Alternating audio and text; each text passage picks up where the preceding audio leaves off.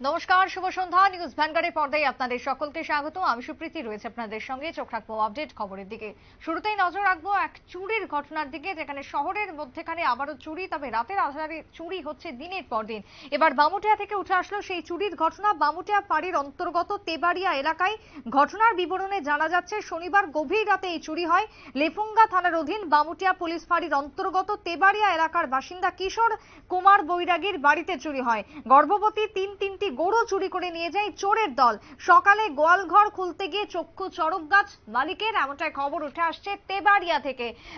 সঙ্গে সঙ্গে স্থানীয়রা ছুটে আসেন, শোরগোল পড়ে যায়, পুলিশে খবর দেওয়া হয়। তবে সেই জায়গায় যেহেতু বর্ডার রয়েছে সামনেই, বাংলাদেশে পাচার হচ্ছে এই সমস্ত গরু, এমনটাই অভিমত বা সন্দেহ রয়েছে এলাকাবাসীর। বিএসএফ এর ভূমিকা নিয়ে প্রশ্ন লেফুঙ্গা সীমান্ত লাগোয়া তেবাড়িয়া এলাকা থেকে। কি বক্তব্য উঠে আসছে তেলিয়া মোহনপুরের তেবাড়িয়া থেকে, শুনুন। ইলেকট্রিক দরজা ভাঙ্গা আর গরু তিনটা ছিল, তিনটা ভাঙা। কয়টা গরু আসলো টোটাল? তিনটে। কালকে কয়টা, কোন সময় মানে গরুটি ঘরে ঢুকাইছিল বা লাস্ট টাইম তোমরা কি দেখছো? ঢুকাইছে সন্ধ্যার সময়, 9:30টার সময় ঢুকাইছে বলে তো আমরা তো ঘুমাইতে একটু দেরি হোক, তো 12:30টার সময় ঘুমাইছি। ওই সময় আসিল? হ্যাঁ, ওই সময় আসিল। সকালে উঠটা কি দেখছো? সকালে উঠতে বাইরে দরজা খোলা, এবারে ভিতরে ঢুকে গরু নাই। তিনটা গরু ছিল? হ্যাঁ, তিনটা গরু, একটা বড় বড় গরু। এই বিষয়ে পুলিশে জানাইছো তোমরা?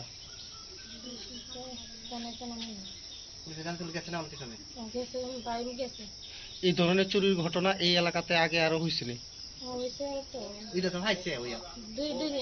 দুই দিন আগে হয়েছে, তারা তো খাইছে। কি মনে হয় কারা এই চুরিগুলি করতে পারে বা এর পেছনে কেউ কারা থাকতে পারে, কোনো ধারণা আছে?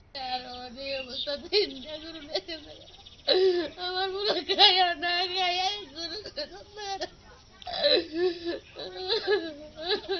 পুলিশরে জানাইছেন নি? গরু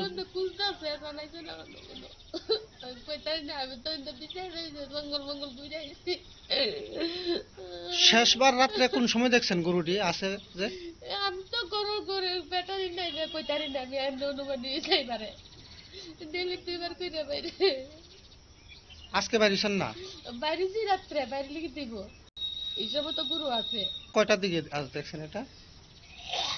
আর এটাও যাই, দুইটাও যাই, হবে এটা ঠিক নাই, কইতারি না, ঘুরতেই না। সকালে উঠটা কি দেখছেন? সকাল আমার ওই পুত্র বউ দুইটা কইতেছে, মা গরুটি দিন নাই করো, এর মধ্যে উঠছি বনের গুঞ্জি ফালাই। আপনারা শুনলেন বক্তব্য এবং অভিযোগ যা উঠে এসেছে। রীতিমতো ভেঙে পড়েছেন প্রকৃত মালিকরা, কারণ দিনের পর দিন হচ্ছে চুরি।